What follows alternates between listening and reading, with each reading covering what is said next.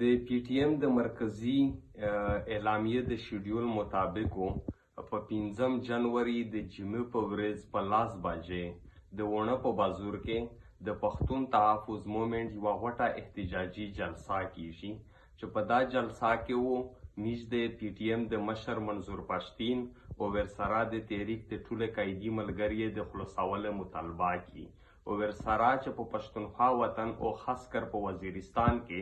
د ریاستی پالیسی لوندې کې مانوي دهشتګردي او بدامني شریدو د دغه پالیسۍ د ختمولو او د بندولو غوښتنه وکړي او ورسره چې په جنوبي وزیرستان د انګور اډې په گیټ باندې د لوکل خلک سره کوم ظلم او جبر روان دی چې د یو خلاف ورته د یوې نیمې میاشتې نه پر لت شریدای د یغه